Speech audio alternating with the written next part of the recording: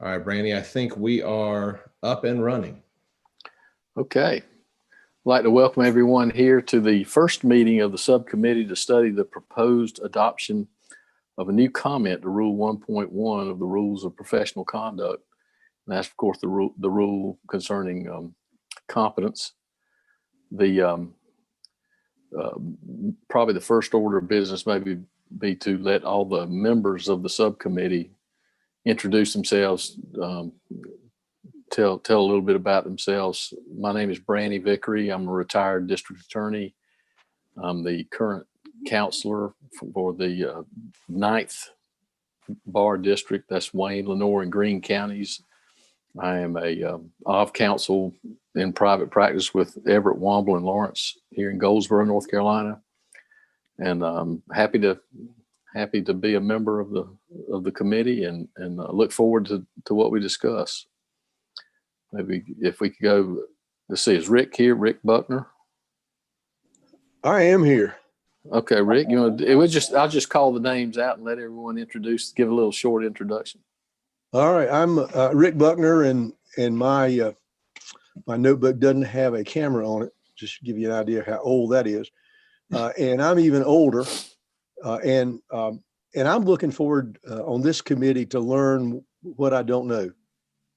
I will confess, I'm a white, old man who was raised in North Carolina in the 50s and 60s, and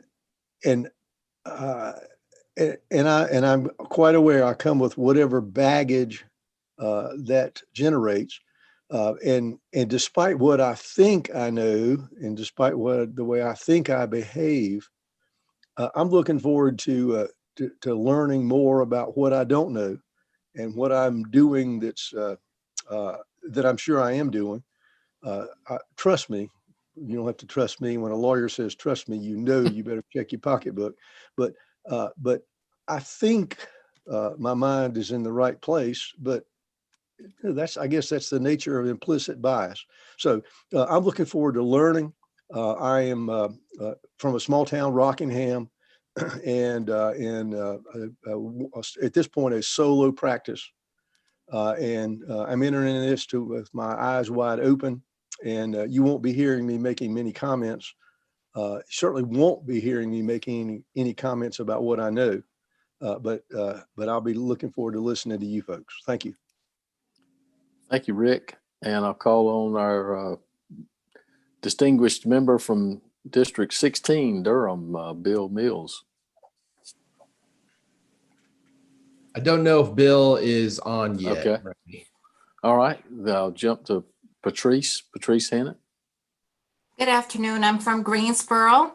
I'm a former Superior Court judge and currently the bar counselor from Guilford County. I'm looking forward to hearing from one of my favorite School of Government professors, Jim. Good to see you. And dovetailing on the previous comments, I'm of the age that I'm actually a child of the segregated South. I'm a native of Greensboro, and I attended segregated schools until the 10th grade, at which time I was in the era of freedom of choice. And my graduating class was the last class of segregated schooling. And after that was forced busing, or desegregation, as we called it, the rolling of the yellow buses, thanks to Julius Chambers, and who I worked for a short while. So I'm really looking forward to some production out of this committee, and I cherish the role of the bar and what it means to our society and our form of government. We're the guardians of the gate. We're the gatekeepers. Thank you very much, Patrice. Takiyah Lewis. Good afternoon, everybody. Takiyah Lewis. I'm a defense attorney, a private attorney out of Pahosky, and I am the counselor for the 7th district, which is Hertford, Berkeley, Northampton, and Halifax counties. which is in the northeastern part of the state. So we come with our own set of challenges. And I'm just glad that the bar is trying to answer this call and to address, important issues such as implicit bias, because I mean, it's something that is a part of our everyday life, whether we realize it or not. And I'm just excited to be here on this subcommittee. Thank you very much. And Matt Smith. Good afternoon, everybody. I'm Matt Smith. I am the bar counselor from Rockingham and Caswell, which is 17A or 22, and I've lost count of what other number we could possibly be. I was asked to be on this from my experience on grievance committee, and as I understood it, just to kind of help out if some rule is passed, how would we look at it and how will we enforce it? So I guess I'm coming into this kind of with that optics set on to kind of envision where do we go from here, whatever the fashioning of the rule might be. So that's glad to be a part of it. Thank you, Matt. And Judge Ashley Parker Dunstan. Good afternoon, everyone. My name is Ashley Parker Dunstan. I'm a district court judge in Wake County, which is the 10th judicial district. We just have one number, Matt. And I'm from Hickory, North Carolina. I'll be 33 tomorrow. So of course I'm proud of the accomplishments of those such as Judge Hannah and those that have paved the way before. But what I will tell you is that there are still a lot of injustices that are happening even now. We are not over and beyond where we need to be at this point. And so I wrote an article for the State Bar with the help of Brian, and that was entitled "Justice Isn't Blind," and it's in the State Bar Journal, the most recent one. And the point of that was to show some experiences ranging from the 1970s all the way until now of minority and Black attorneys, to raise the issue to show that our court system is struggling even within the profession with issues of implicit bias, as well as just racism and blatant racism. And so I'm excited about serving on this subcommittee, excited about what we're going to do to increase our professionalism and the ways that we can do that through our rules of professional conduct. Thank you, Judge. I believe our other three members of the committee maybe are not on yet. Bill Mills, Missy Owen, and Stuart Passon. Is that correct? Yeah, I don't think they've joined yet, Randy. Okay.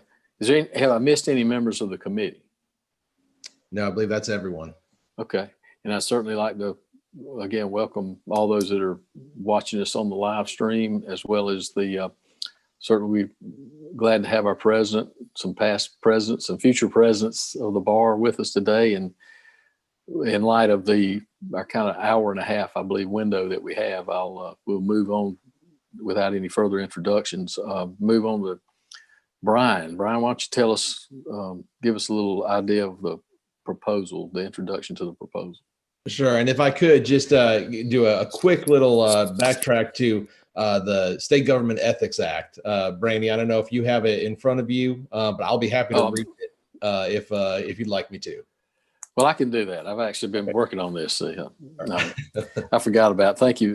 Members of the subcommittee are hereby advised of their duty under the State Government Ethics Act to avoid conflicts of interest and the appearance of conflict, and are instructed to refrain from participating in any matter coming before this committee with respect to which there is conflict of interest or the appearance of conflict. Thank you for that reminder, Brian. That's why you're in charge of the ethics committee, I think. Well, thank you, Brandy. So I just want to take a brief moment to kind of outline how we're anticipating this subcommittee going and the approach we're taking. As many of you, I'm sure, are aware, there is another subcommittee that's been formed, subcommittee of the Ethics Committee, that's studying the inclusion of anti-discrimination language in the rules of professional conduct. They had their first meeting earlier this month, and we anticipate a second meeting occurring sometime in early to mid-October before the October council meeting. But that is a separate process. This particular subcommittee has been appointed to study the proposal about a potential comment to the rules of professional conduct under Rule 1.1, which deals with competency. The comment would essentially recognize that a part of a lawyer's competency includes being aware of implicit bias and other potential cultural differences that exist between, well, I guess I would say that exist that could impact client's case. Those differences could exist between attorney and client. It could just be differences or implicit bias that impacts the client's case or I guess the client's approach to whatever the legal services are sought to resolve.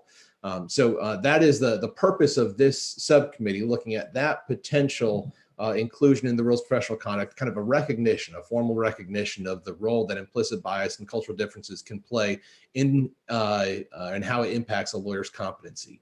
The way that we are, I talked with Brandy about this, and we kind of wanted to approach this similar to how the other subcommittee is approaching their task, and that is with a slightly phased approach.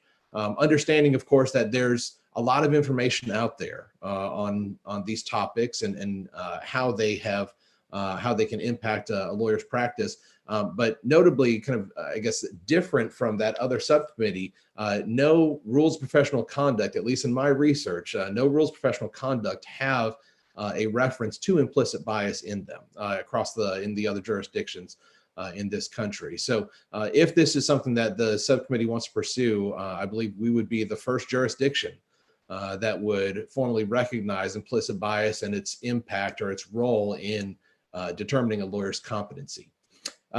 So we don't have, in that way, we don't have other states that we can model. You know, the other subcommittee has a great number of different states that we can look at their versions of anti-discrimination language and so forth, and we just don't have that here. So we are kind of approaching this from a fresh perspective, but to really thoroughly vet this idea, we felt that, you know, the best first step would be education, and that's where Professor Jim Drennan comes in.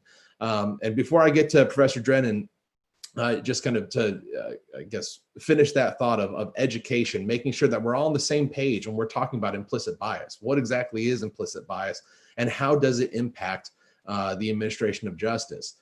After that, then, you know, we anticipate having more meetings to talk about the role that the comments to the rules of professional conduct can play in disciplinary proceedings, how they can impact the Office of Counsel's activities, and ultimately any sort of lawyer discipline that occurs. Certainly, you know, determining exactly where this should go, I think there's one proposal to put it in the comments to Rule 1.1, but if this is something that this subcommittee wants to recommend and the council wants to adopt, you know, there may be a question of whether or not that particular rule is the best place for this this comment, this idea. And then ultimately drafting, you know, if we get to the point where we feel that this is an appropriate thing to have in our rules of professional conduct, how exactly does this look? What wording do we choose, and so forth? So that's kind of the phased approach that we're planning to take here. We're not trying to essentially debate in the next 60 minutes and come up with an answer. This is going to be a process that you know, again, will hopefully be a thorough process and a candid process. And I'm excited about everybody that David Allen has appointed to this subcommittee. I really look forward to some great discussions. So with that said, the first step, education, and making sure we're all on the same page. That's why Brandy and I, when we talked about this, we thought inviting Jim Drennan to help us get this subcommittee started would be just the best step. Professor Drennan is with the School of Government. He is somebody that in many ways needs no introduction. I told him that I've always heard about the legend of Jim Drennan, and he told me to probably not to say that, but still, he's, from what I understand, the legend that from the School of Government. And so he's advised a number of different individuals on a variety of topics, but he has specifically given presentations on implicit bias and the impact on the administration of justice a number of times. So we are thrilled to have him here today with us. And Professor Drennan, I would like to just turn it over to you at this point for your presentation on implicit bias. I guess I should unmute then. So that's step one. I will say, as I told you, your bar for legendary status is incredibly low, but that's your problem. And I will. So now, can you see my screen? Can you hear me? We are all good to go. I have an unstable internet connection, I'm told, but it normally works. So let's go from there. But I'm glad to be here. Thank you for letting me spend a little time with you. This is really an important subject that you all are studying. It's couldn't be more timely. It's been timely for a long time, but it couldn't be more timely now. So let's just get started. Well, let's see if I can make this advance.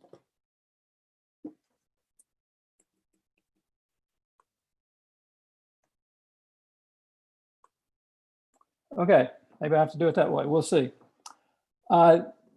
Just a little tiny bit of background. I will tell you that normally when I'm doing this for a variety of people, mostly people in the justice system, I spend a good bit of time talking about the context in which we're having this conversation. And there's a lot of public opinion polling about how people view the justice system by race and by other categories. I'll save you what is a longer presentation to say that we have a world where different kinds of folks view the justice system very differently. And that's an issue for the justice system because it takes everybody. But it has been a persistent problem. It is still a problem. I think it may be a more intense problem now than it was in the past. I don't know that. I haven't seen polling in the last, say, month.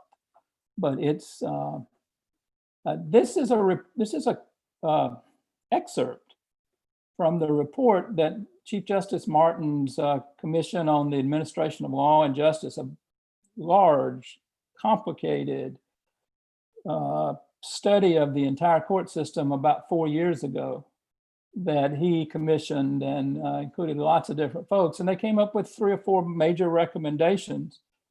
And one of them was that the issue of lack of public trust and confidence in the court system is critical and needs addressing. We've taken the temperature and we have a fever. And this is just a quote from that report that basically says, what do citizens want when they come to court? Or what do they want from the justice system writ large, whether that's in court or not in court? And the answer is almost always fairness. They may want other things, but it starts with fairness. And this is just a reference to what you all was talking about. This is when I'm teaching bar groups. This is what I go to, Rule 1.1, because to be competent is to understand how you deal with people as an attorney in whatever capacity you're dealing with them. So I hope this works. This is a risk with Zoom, but let's give it a try. So the final experiment that I want to mention to you is our fairness study. And so this became a very famous study, and there's now many more because after we did this about 10 years ago, it became very well known. And we did that originally with capuchin monkeys, and I'm going to show you the first experiment that we did. It has now been done with dogs, and with birds, and with chimpanzees. But with Sarah Brosnan, we started out with capuchin monkeys. So what we did is we put 2 capuchin monkeys side by side. Again, these animals, they live in a group. They know each other. We take them out of the group, put them in a test chamber. And there's a very simple task that they need to do. And if you give both of them cucumber for the task, the 2 monkeys side by side, they're perfectly willing to do this 25 times in a row. So cucumber, even though it's really only water in my opinion, but cucumber is perfectly fine for them. Now, if you give the partner grapes, the food preferences of my capuchin monkeys correspond exactly with the prices in the supermarket. And so if you give them grapes, it's a far better food, then you create inequity between them. So that's the experiment we did. Recently, we videotaped it with new monkeys who had never done the task, thinking that maybe they would have a stronger reaction, and that turned out to be right. The one on the left is the monkey who gets cucumber. The one on the right is the one who gets grapes. The one who gets cucumber, note that the first piece of cucumber is perfectly fine. The first piece she eats. Then she sees the other one getting grape, and you will see what happens. So she gives a rock to us, that's the task. And we give her a piece of cucumber, and she eats it. The other one needs to give a rock to us. And that's what she does. And she gets a grape. And see, each of the other one sees that. C gives a rock to us now, gets again cucumber.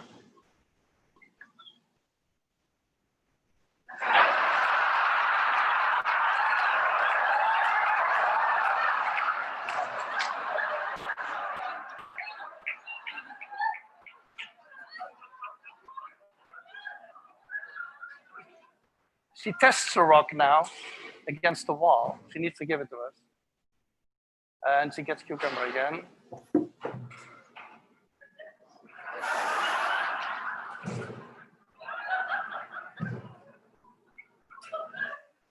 So this is basically. So I hope you could hear that. I'm sure you could see it.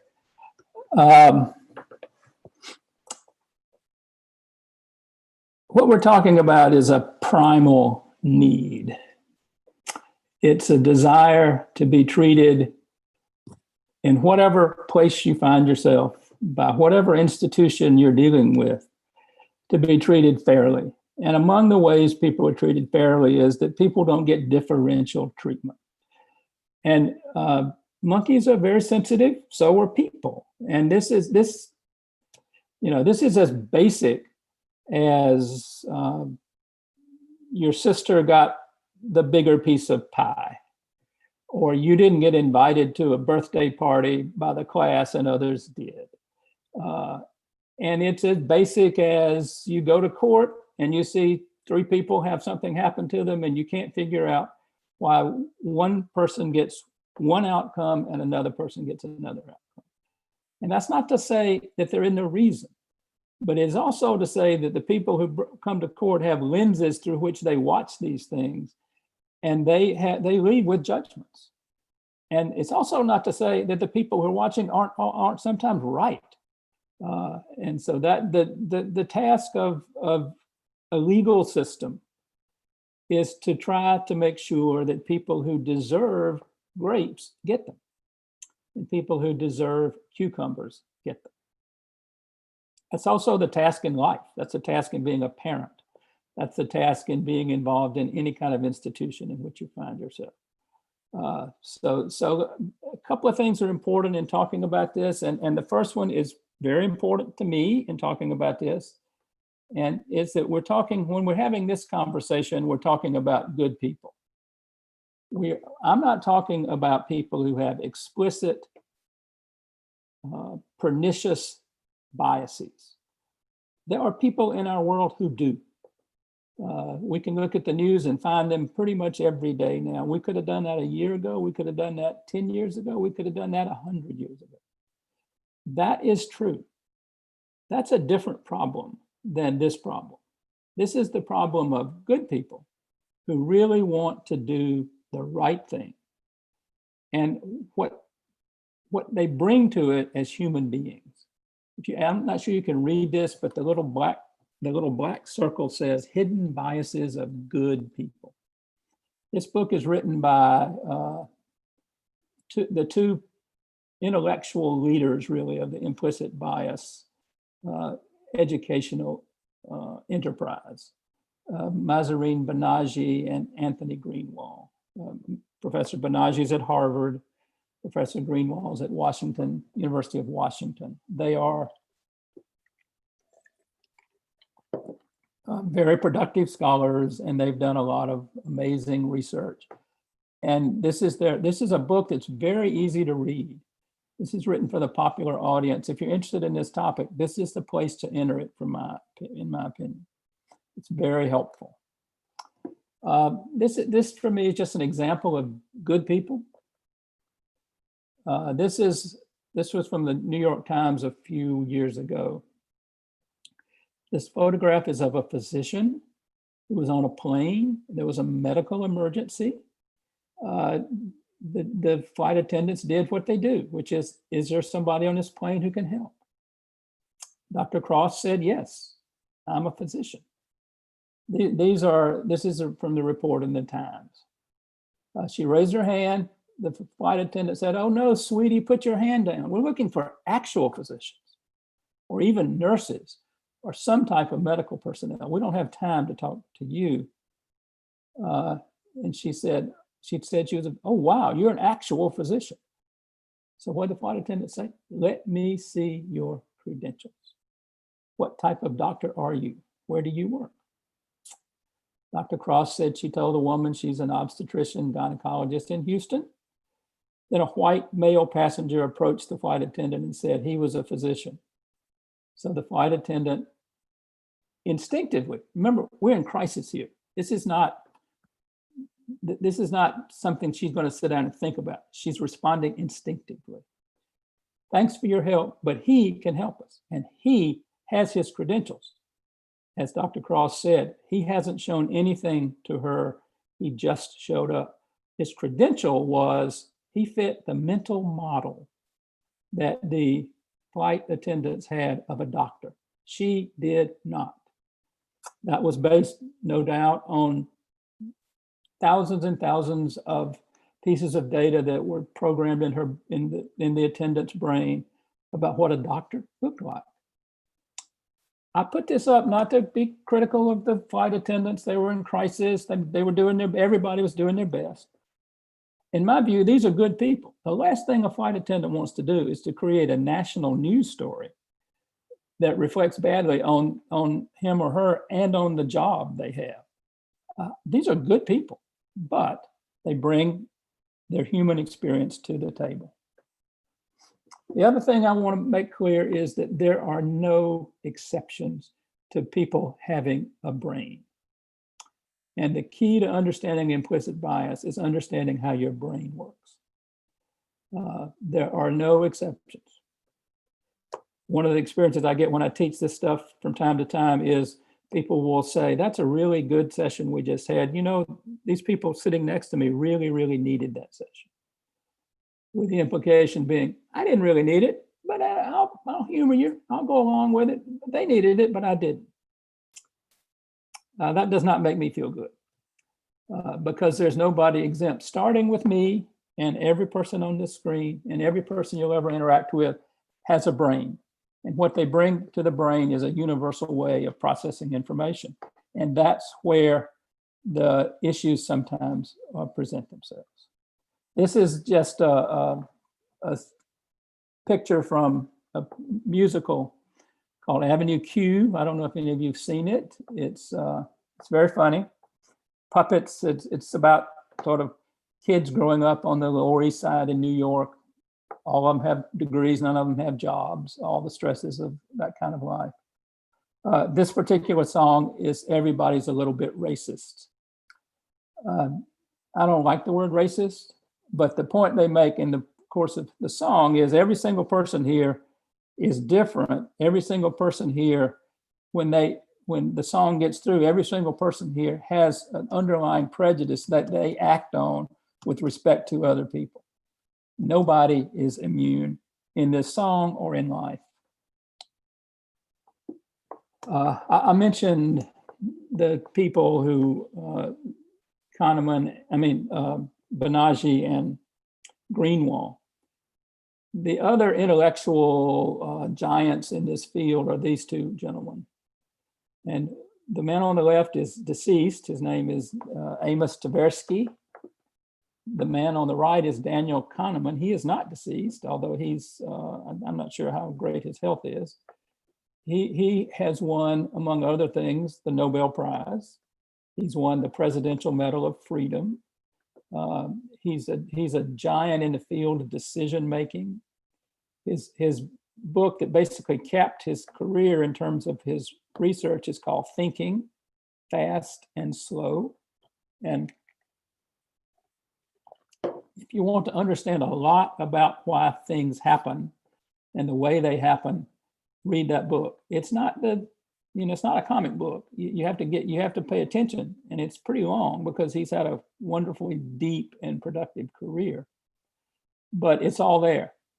And his basic point is when we experience information, or when we experience life, not just information, we are constantly thinking, and we do it on two, sometimes independent, sometimes coordinated tracks, a fast track and a slow track. He calls the fast track system 1, he calls the slow track system 2. They're very different. And they can sometimes get us in trouble. System 1 is very fast. It's automatic. It goes on below your level of recognition. System 2 is very slow. It's ponderous. It's got very limited bandwidth. It's what makes us human. It's the processing that goes on in the frontal executive function part of the brain. It's what distinguishes humans from other species in many ways. But you can't do very much of it. I mean, I could give you, if I give you 8 numbers to remember and I wait 5 seconds, you will probably not be able to do it because I've exceeded your bandwidth. If you're driving and you're driving in the town in which you live and you're daydreaming, you're probably driving just fine because you're not really using system 2. But I guarantee you, if I pop you down in Boston with a rental car and tell you to go on a 3-mile trip through Boston, every ounce of your being will be focused on what you're doing because every street's different and there's these angles and you have to be fully engaged. That's system 2. It's tiring. System 1, not a problem. I mean, I don't know. I can't see your faces. One of the things I hate about this is I can't get any kind of feedback. I'm guessing that you're like me and that on some occasions you have driven somewhere and what you remember is getting in the car and then getting out of the car. And you got there because your automatic brain was working. It stopped at stop signs. It turned left at the right place. But you weren't fully aware of it because you were doing other things. You were thinking about other things, or you were texting, or you were talking on the phone. That's system 1. It's there. It's always there. It's never off. Most of the decisions we make, we don't even know we've made a decision. And here's an example. Each of you sat down in a chair. It looks like, maybe some of you are standing. Most of you sit in a chair. You don't decide whether that's a good thing to do or not. You don't analyze the chair. You don't do sort of a physics exam on the chair. What you do is you rely on the stored data in your brain about things that have legs and seats and backs and what their function is. And you automatically just make the decision to sit in that thing. That's called a schema. We have lots of schemas. We have schemas about chairs. We have schemas about people. We'll get to that. So this is a quote from Daniel Kahneman, many other studies about this. The natural state of your mind is that you like or dislike people long before you know much about them. What researchers basically have concluded is in less than a second, when you see a new person, you've put them in the race boxes you have, you put them in the gender boxes you have, you put them in the appearance boxes you have, you put them in the presumed age boxes you have. And that carries with it implications. All the boxes you have implications because your brain, even though you don't think about it, is constantly storing information. When you looked at me, if you could see me very well, you would see the man has no hair. That makes some implications for you. It may be, I wonder if he's got cancer. It may be he has a terrible barber. I mean, who knows? For me, it is that I have not a terrible barber. I have an awesome barber. She's upstairs. She's cut my hair since 1972. I haven't been to a barber but one time since 1972. She finally told me my hair was so bad. That is, it's sort of the consistency that the thing we should do is cut it off. So it's off. I'm perfectly healthy, but you made some judgments. You may not have even thought about it, but you made some judgments when you first saw me. And a lot of people have only seen me this in the last, 6 months or so. So I have to constantly tell people, no, I'm fine. I'm fine. I don't particularly like thinking about system 1 and system 2, people have a problem figuring out what one meant, which 1 was, which 2 was. I like images, so this is my image. The dude on the left, for those of you who don't have grandchildren or children or yourselves are not Disney aficionados, is Dash. And Dash lives in the Incredibles movies. He's the kid of these superheroes. And Dash is so fast that when Dash goes from point A to point B, you can't see him. You know he was in point A, and then you know he was in point B. But he's faster than you can see. That's his superpower. On the left is the sloth from Zootopia.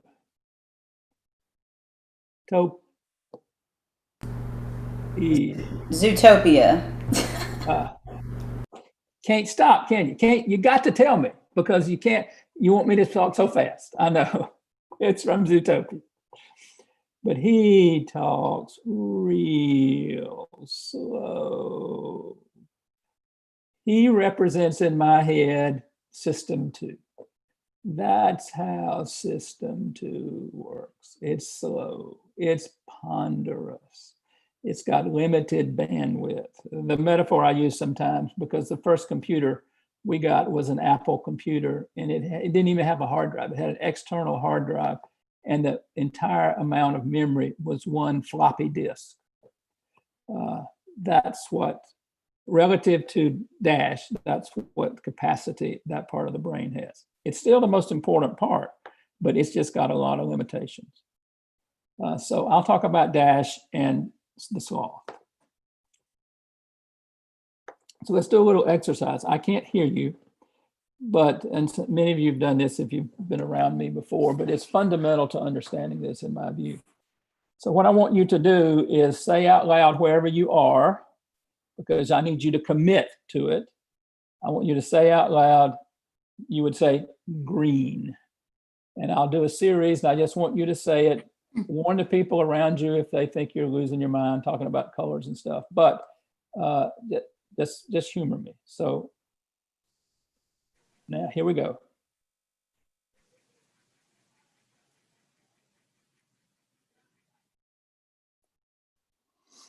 I'm guessing nobody had a problem with that. You're all smart people. You've got,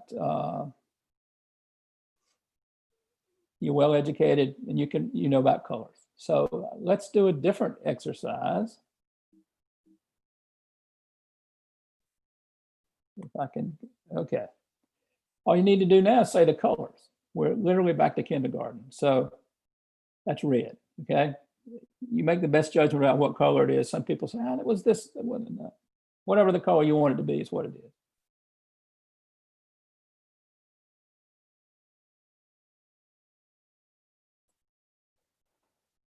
So that was red, green, purple, yellow, blue, orange, green, gold, blue. I'm assuming you had no trouble with that, which means, now if you're colorblind, you can sit this one out. Because this is all about colors. And if your computer is a black and white screen, you can sit this one out. Now all you need to do is continue that. Just say the color of the word. Not the word, but the color of the word.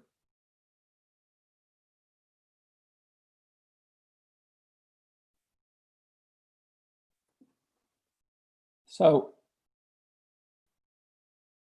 who didn't find that harder than the other things? If you didn't find that harder, let me know, because you're incredibly unusual. Everybody who does this has a hard time saying, when they look at that first thing, they have a hard time saying yellow. They don't have a trouble saying black. The next time they look at, they don't have a hard time saying black, but they do have a hard time saying red. And then when they get to the letters G-R-E-E-N, they're supposed to say black. And then when they get to the next one, they're supposed to say blue, but they say yellow. Why is that hard? That's hard because Dash, since you were probably 4, 5, 6, or 7, has been learning that when you see groups of letters, they form words. That's a rule in your head. And I ask you to suspend the rules. And you can't easily do it because it's automatic and it is the default you go to.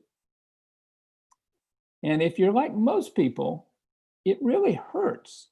Your brain says, I'm tired. I can't really do this. And that's because Dash is fighting the sloth in this conversation about what to do with that cluster of yellow letters that spells black. System 1, this is called the Stroop effect. It's a pretty significantly important psychological study. It's been studied since the 30s, lots of different contexts. For my purposes, it's important to explain, not to explain. To me, it's important so that you can actually feel the automatic part of your brain at work when it comes in conflict with the non-automatic part of your brain, with the default, with the sloth.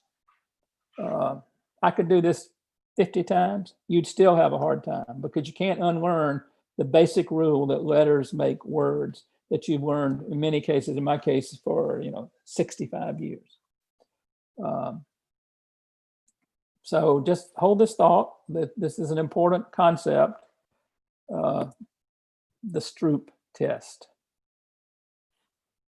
So let's watch another video. The monkey business illusion. Count how many times the players wearing white pass the ball. For people who haven't seen or heard about a video like this before, about half miss the gorilla. If you knew about the gorilla, you probably saw it. But did you notice the curtain changing color or the player on the black team leaving the game? Let's rewind and watch it again. When you're looking for a gorilla, you often miss other unexpected events. And that's the monkey business illusion. Learn more about this illusion and the original gorilla experiment at theinvisiblegorilla.com. So I've shown this video to hundreds of people, hundreds, maybe 1,000. I've never, and many of you, I wish I could see you again, many of you probably seen a version of this. It's an important phenomenon. It's kind of humbling and disturbing, actually. It's a clear indication that our eyes are not video cameras. And when we say we saw something, there's a piece of the humility bucket that we need to dip into when we say that, because we did see something, but we almost never see all there is. And one of Daniel Kahneman's favorite phrases is, what you see is never all there is. And that to me is a call to humility, that there may be other things I need to see. If you have seen this, I would be shocked. If you have never seen this, counted the number of balls correctly, saw the gorilla, saw the person leaving the stage, and saw the curtains changing colors, please let me know, because you're in a class of 1. It's just not possible. That has lots of implications for trying to prove things. It has lots of implications when you have 2 children and you ask them what happened. And they tell you something, each tells you something different. And they're probably both trying to tell you what they actually saw. For my purposes, the important lesson for me is you don't see with your eyes. You see with your brain. Because what happened in this was your eyes took in all the images. At that point, it's a digital camera.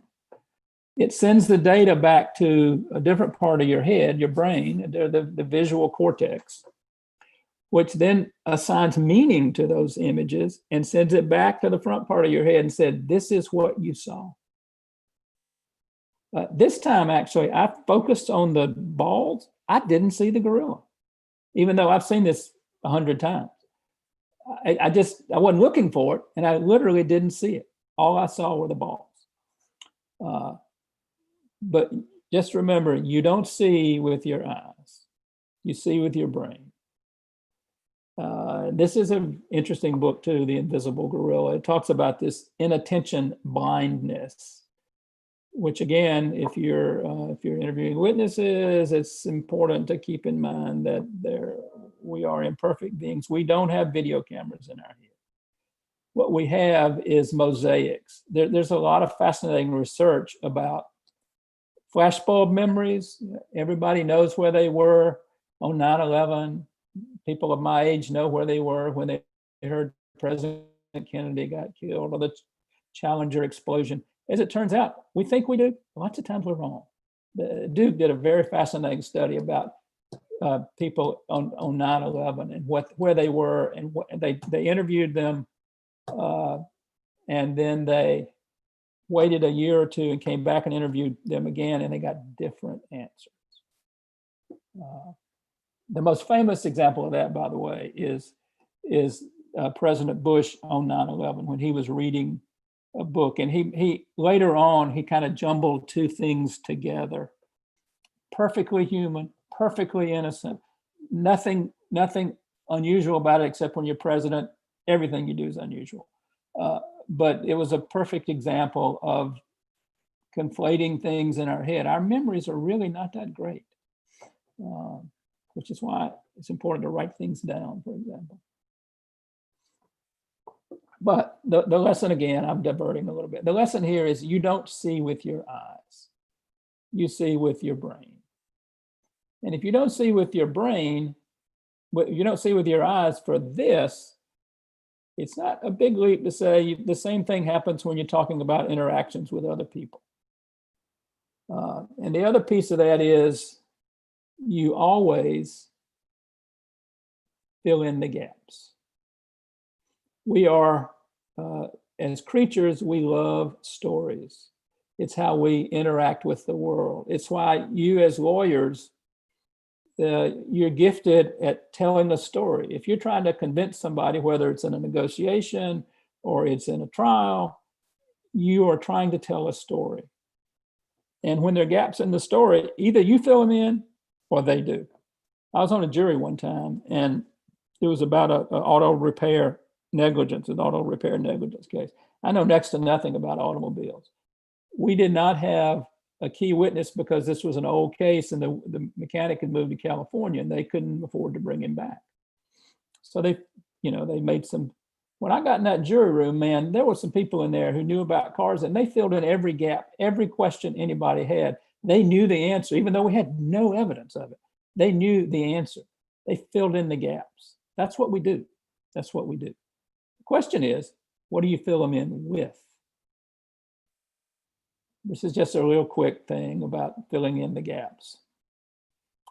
And I believe none of you will have trouble reading this. I cannot believe I actually understand what I'm reading. According to research at Cambridge University, it doesn't matter in what order the letters in a word are. The only important thing is that the first and last letters are in the right place. And I would add context. As you go into this, the context fills in gaps as well. How many of you have autocorrect on your computer when you type, and it automatically makes suggestions to you? It's an algorithm that fills in gaps the very same way the brain does. You can see this, I hope. I can't talk to you about this. This is fun. I enjoy doing this with people I'm in the company of. The question is, what do you see? What do you see? And what most people see is they're embarrassed to say what they see, because what they see is a woman who unfortunately wasn't fully dressed when this was done. And a guy, it's hard to tell, behind her, arms around. What they don't see typically, and what some people have a really hard time seeing, is all the dolphins in the picture. And there are maybe 8 or 10 dolphins in this picture. They are, instead of being the light part, it's the dark place. And if you look at the crook of the arms of the lady, both inside the crooks of the arms, between her arms and her head, is some dark image which constitutes a dolphin. And there are at least 7 or 8 more dolphins. Some people literally, I have to trace it out for some people. And I understand that, because the first time I saw it, I couldn't find it.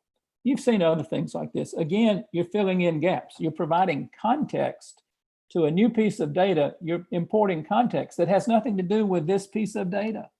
It's what you know about humans and bodies and sexual attraction is more present to you than fishing and dolphins. Unless you're a kid or a fisherman, which maybe you see the dolphins first. Different people are different, but most people see a human. And I don't know if anybody has trouble finding them. If you do, I'm sorry, we don't have time for me to trace it out. I can't trace it out for you, but trust me, it's a problem for some people. So if you look at that and I ask you which table is longer,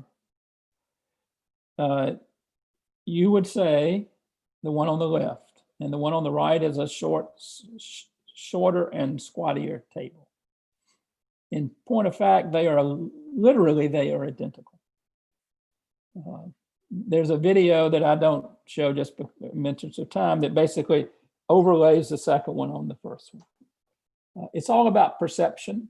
It's all about the automatic part of your brain that makes corrections for images in terms of assigning depth to one-dimensional images. It's a very complicated sort of biological phenomenon. I've forgotten the name. You can find it on the internet. But I cannot look at this and imagine those two are the same. They are exactly the same. Literally the same. Again, cognitive, our cognition is not perfect. It has gaps in it.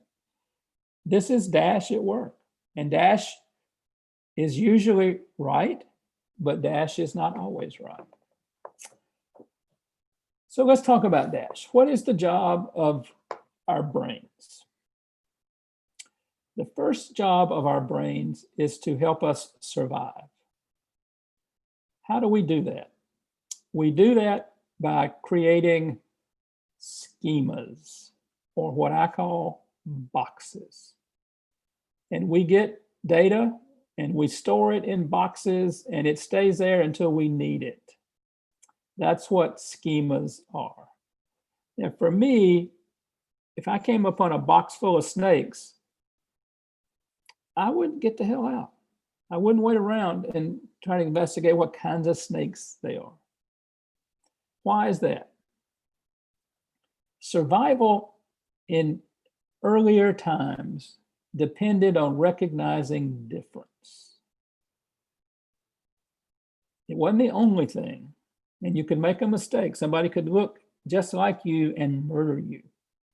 But if you saw a lion and a tiger coming up on the same path you're on, that's different. And that's sufficiently different that survival instincts, Dash, if you will, says either get ready to fight or get ready to run like hell. The fight or flee syndrome. That's biological. That's Dash at work. That's survival. Number one task is to get you to tomorrow. If you don't get to tomorrow, you don't survive to procreate. You don't, and I didn't happen. I happened because there were people who survived, who created me. So survival is still job one, and survival is fundamentally built on difference. Recognizing difference and treating difference is as suspect. It's often wrong, but you live to fight another day, even if you're wrong, if survival is the job.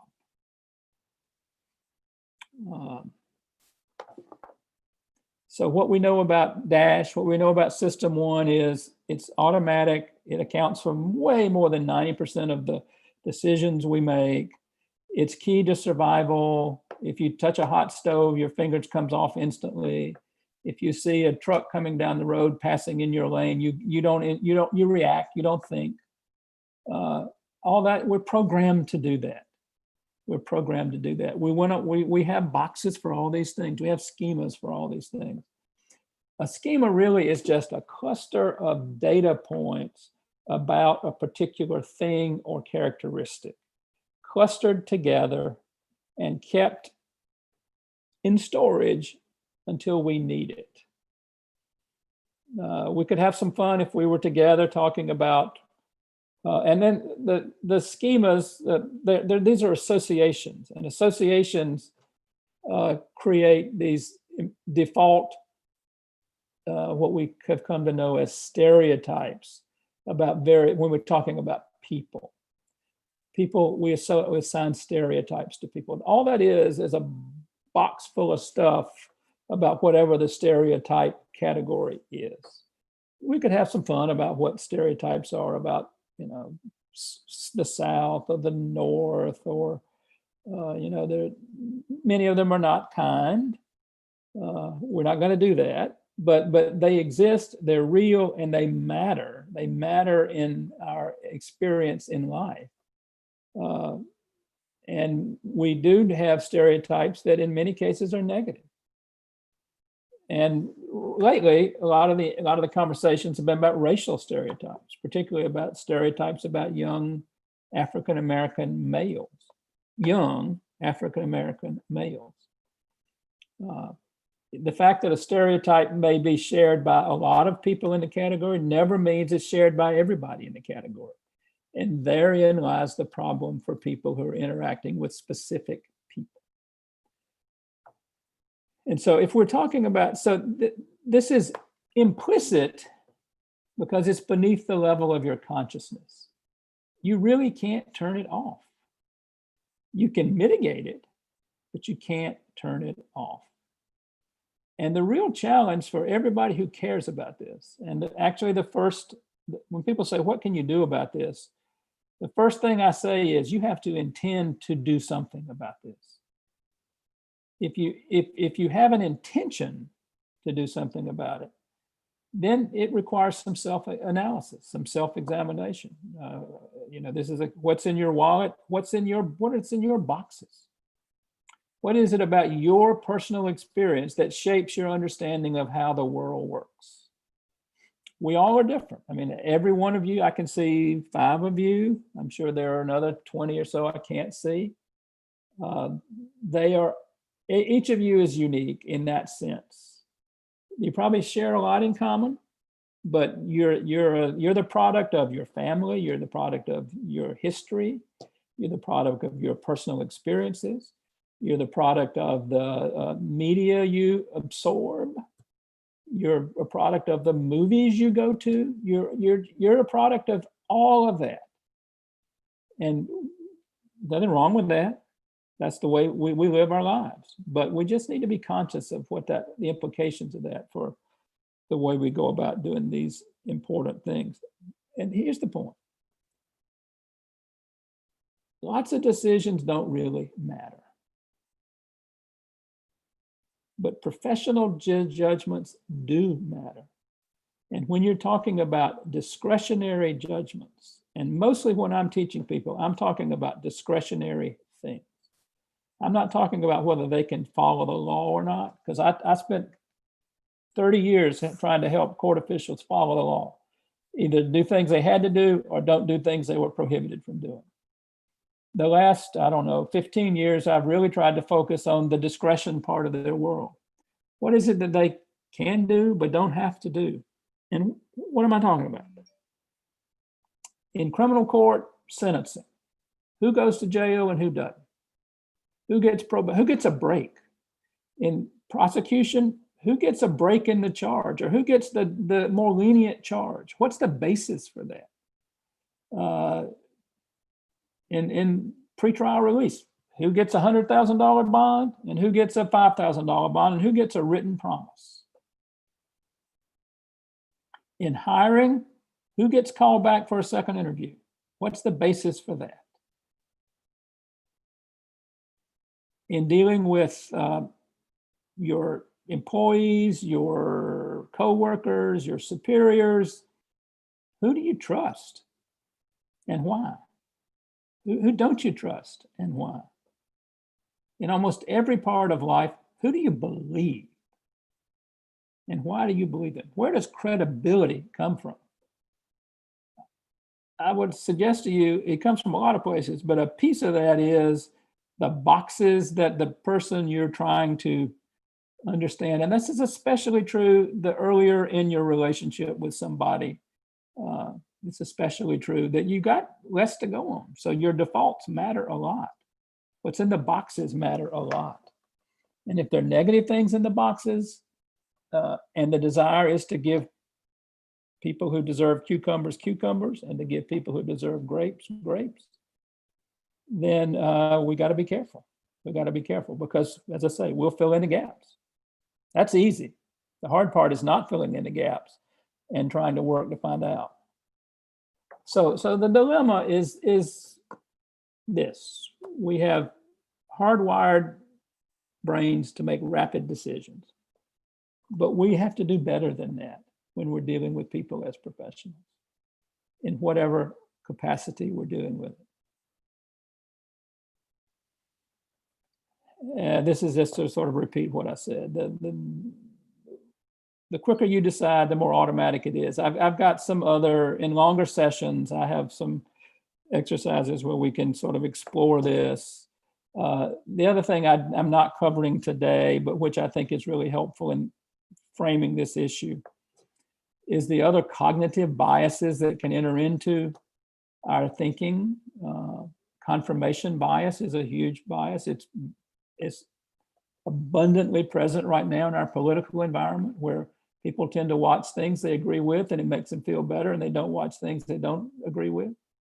But that's true in law, that's true in business. Anchoring is a big problem. Anchoring is the notion that a fact which may be unrelated to another decision can have a big impact on the decision. So for example, someone can, here's the example I like. It's a research study. Students ask, what do things like iPhones cost? What are peripherals? They do it, they cluster them together, they average the cost from each group. The way they sort out groups is to have them put the last 2 digits of their social security number. The social security numbers are then grouped by from 0 to 20, 20 to 40, 40 to 60. The averages follow the groupings. That is, and you have to have enough students for it to be significant. But if you do that, basically that social, the only difference is, the only reason they would have those differences, the primary reason is the social security number primed them to think of either larger numbers or smaller numbers. I do an exercise about the length of the Mississippi that has exactly the same result. So those are all cognitive biases that again can be influenced by our schemas. You know, we live in a changing world. I put this slide up is to illustrate how the world changes and how we need to constantly be learning. This was in it from an exhibit that was in the Raleigh Museum of Natural History a couple years ago by the American Sociological Association on race, the concept of race. And it looked at it from economics and psychology and history and all different categories. This picture basically, it's probably hard for you to read, but this picture says how each of these people would have been categorized at various points in the American census. And everybody, these are different years, but it just shows you that we're constantly learning. We're still trying to get this to a place where we can have a common understanding. So like this woman right here says, the woman sort of next to the guy on the far end, it says black, black, Hispanic, black. And that was different years. Anyway, it's just fascinating to me. The notion that we have to keep, we're constantly learning, we're constantly evolving. And these categories matter. So this is a kind of a quick run through of what implicit bias, as I try to communicate it, is about. It's about good people who have brains, who interact with the world using assumptions, and their assumptions are not always positive.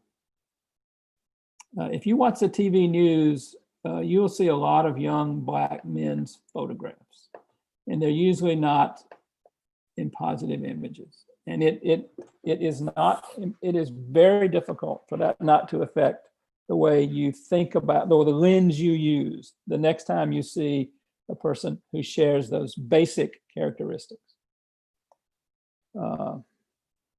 So what can we do about this? The quick answer is this: intend to do well. Pay attention to the task. That means don't be like Dash, but be like the sloth. Slow down and focus. If this is an important decision, then you need to be spending time and your psychic energy focusing on it. The third thing you need to avoid is making quick decisions or being rushed when it's an important decision. And I know every time I talk to the district court about this and I say, take your time, and they laugh out loud because they don't have time. And I'm not stupid. I mean, I know that, but there's a cost to, they have to be particularly sensitive to the potential for the buckets of data they have about the categories of people they're associating with one at a time. They have to be particularly attentive to that. Police officers almost literally, in the most extreme cases, have literally no time. And that's why training is so critical for them, because they've got to do everything they can to squeeze out those impulses. And it's really hard. It's really hard. And you need to be, just like when you looked at the video and you didn't get it all. I mean, to me, there's a critical need for us to be humble about this enterprise of trying to mitigate implicit bias.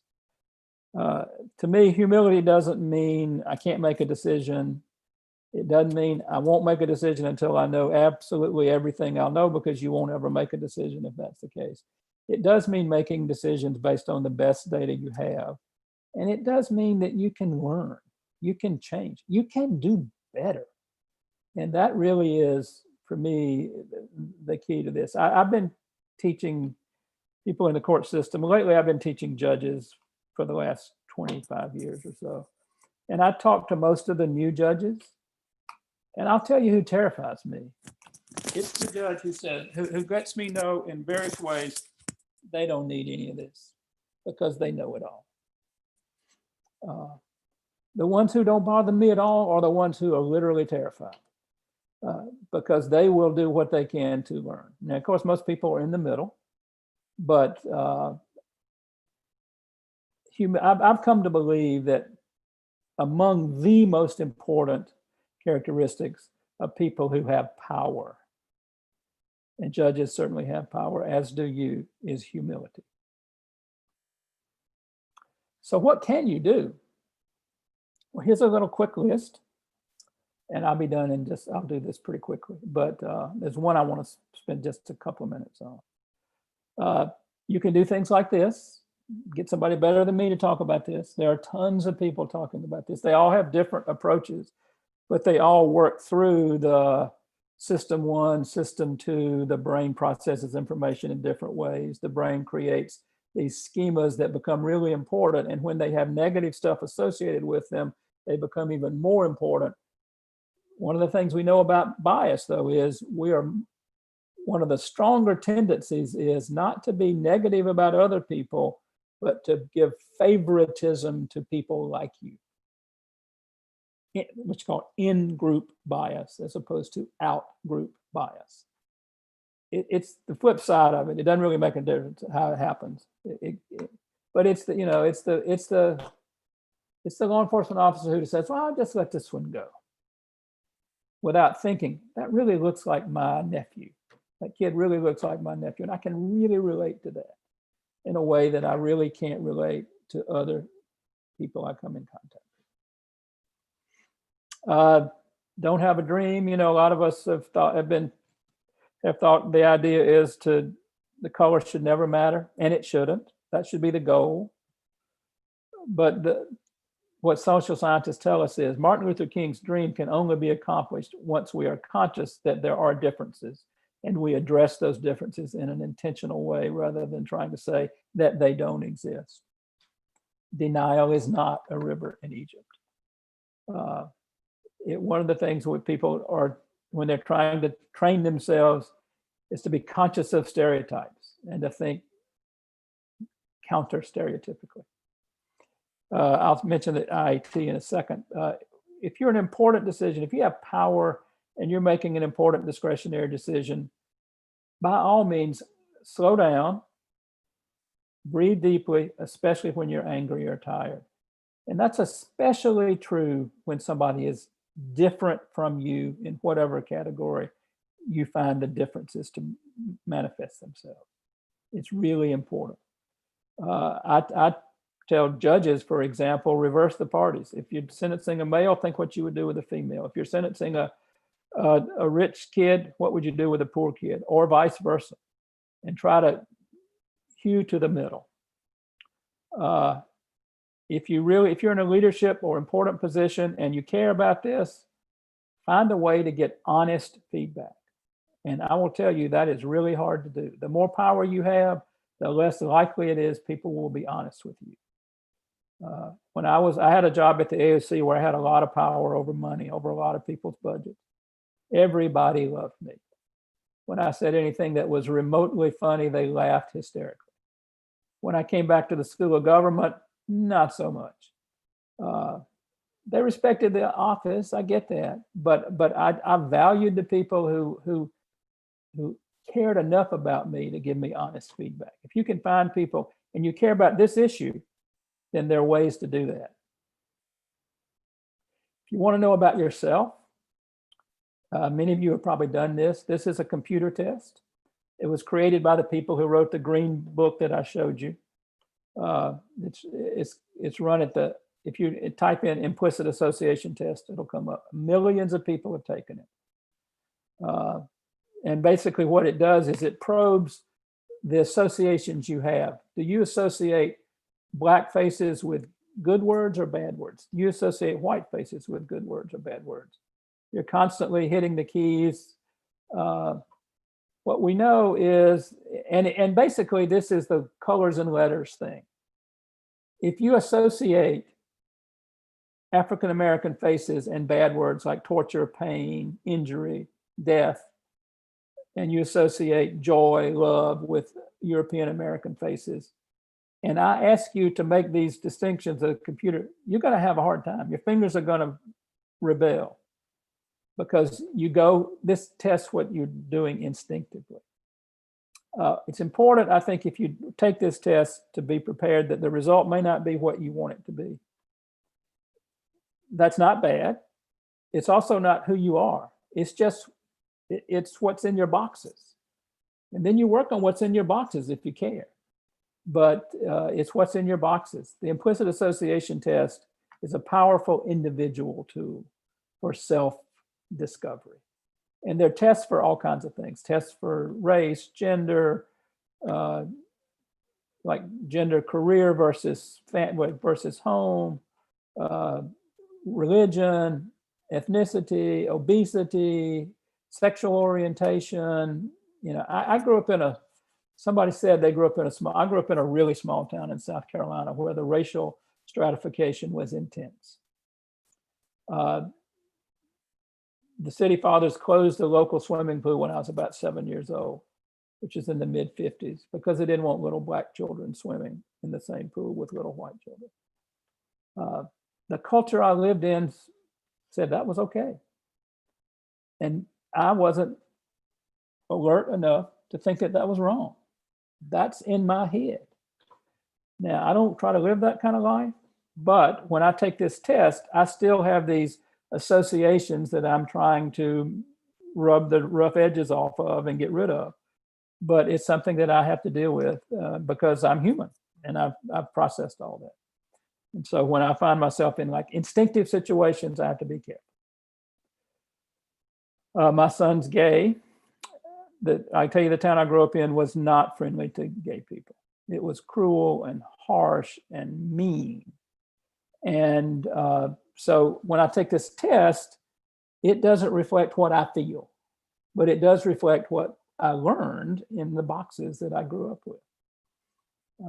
I tell you all that to suggest I still take this test because it helps me know me.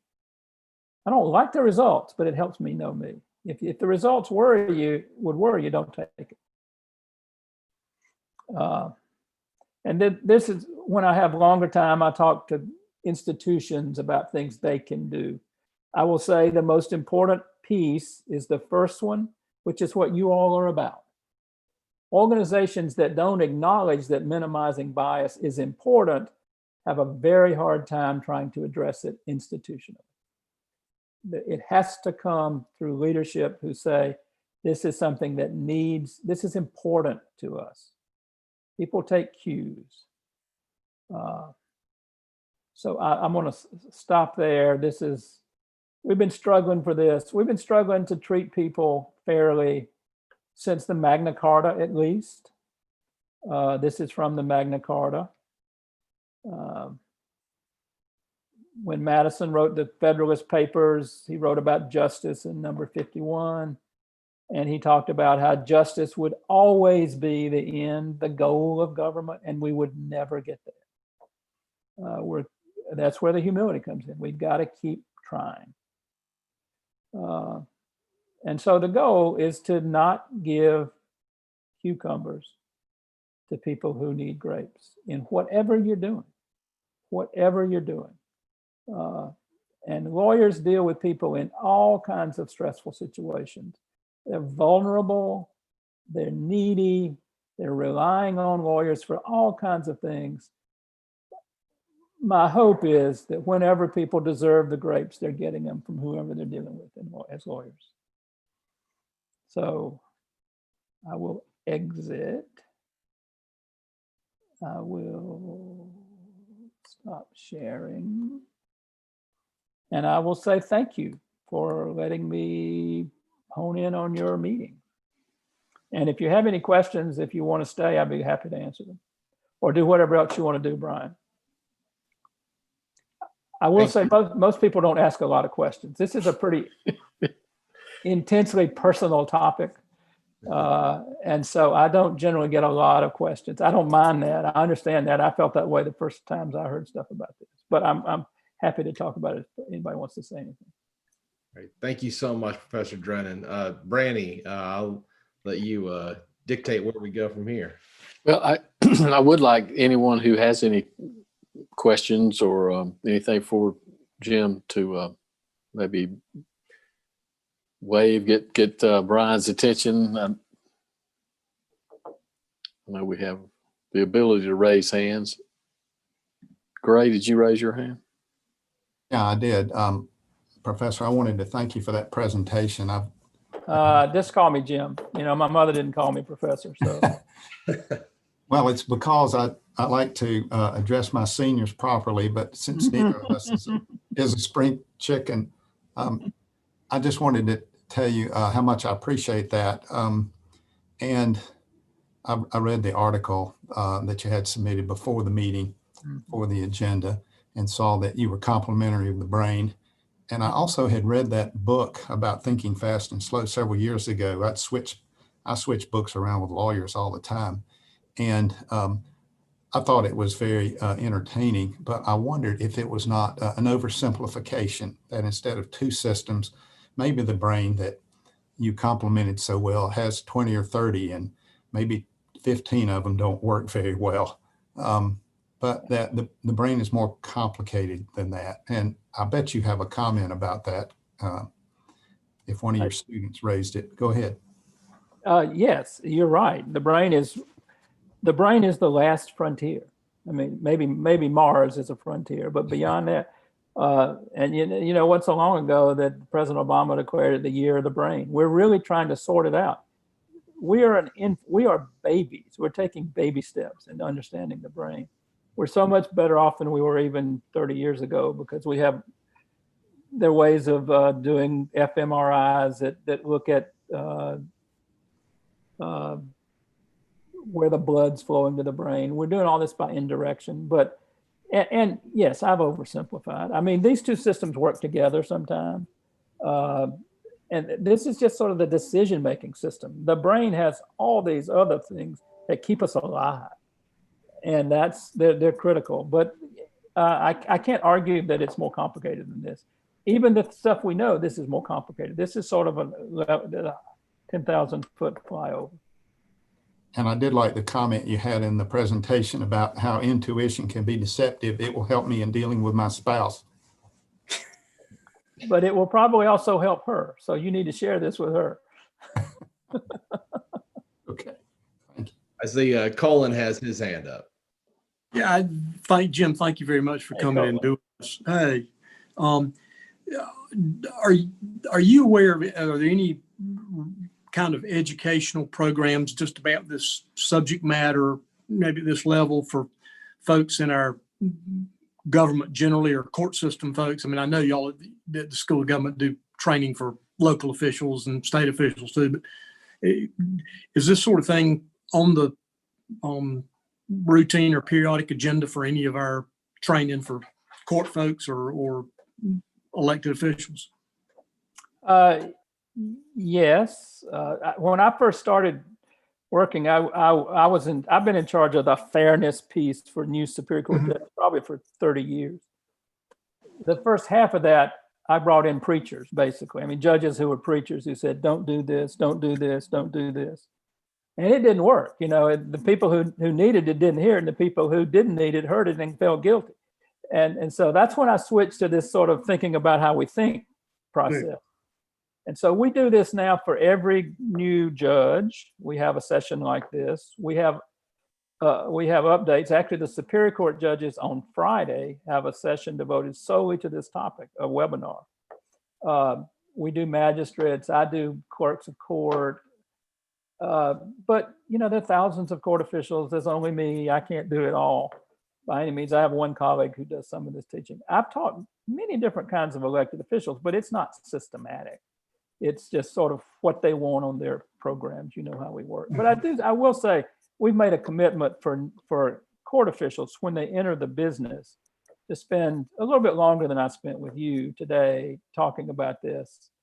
So yes, we try, but I've noticed in the last, even in the last year, the level of intensity of interest of this has spiked pretty dramatically for reasons that I don't need to go into. But yeah. I'm mostly retired now. This is pretty much most of what I do, working with mostly court officials talking about this. Jim, yeah, let me just also thank you, Jim, for participating, but also just ask you, I mean, have you got some suggestions for this group where we need to go? And obviously there's enough interest among the bar to recognize that we need to do something, or at least, if nothing more than discuss it more than it's already been discussed. But I think there's a groundswell of folks that feel like something really needs to be done, and we're part of that process. It seems reasonable to me to explicitly say that the legal system should treat people fairly and not in a discriminatory way, and that's hard. I mean, if it were easy, we wouldn't be here. It's not, and again, it's not bad people. It's good people. I mean, I wouldn't do this work if I were dealing with bad people. I'd find something else to do. I do it because I work with people who I know want to be better. And that's meaningful, you know, to work with people. So yeah, I don't see, and I've been meeting with a different part of the bar that's studying the CLE rule. And I think there's going to be a recommendation to address through the legal education requirements, some emphasis on inclusion, diversity, and fairness. I thought that was a good idea. So yes, as to what, I haven't studied your specific proposals, but the times here's the thing, the times I've taught lawyers, not judges, but lawyers who need CLE credit, the way I justified it was to say, if you don't understand this stuff, you can't be competent. And if you don't, and you can't be competent and comply with the rules of professional responsibility because it says you should be competent. But beyond that, I couldn't begin to give you advice about how to get there. Thank you so much. We really appreciate it. Is anyone else? Brian, I don't know if you saw any other name.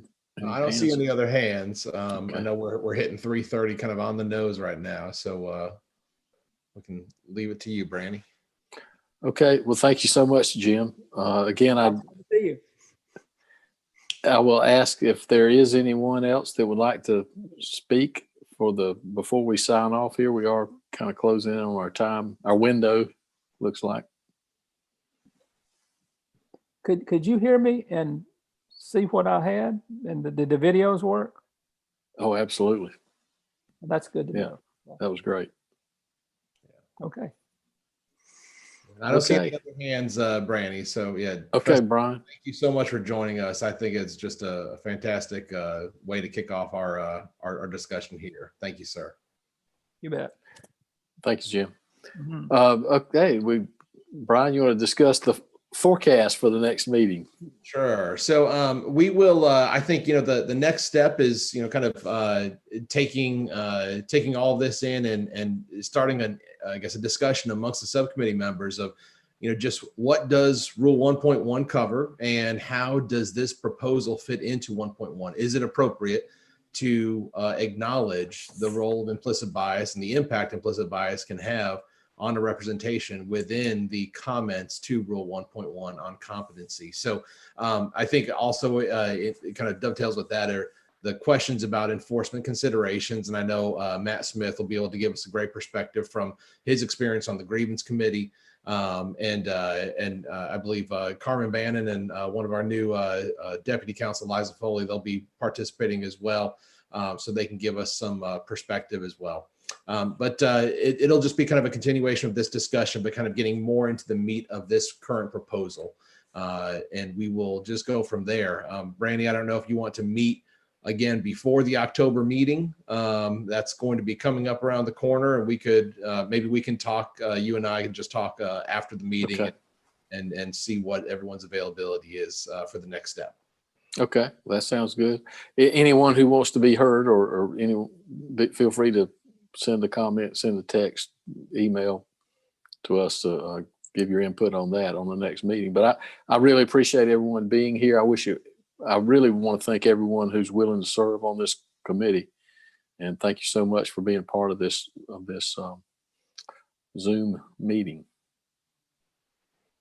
And right. I'll take that as time to adjourn. I'll take my own motion to adjourn with that. Thank you, Brandy.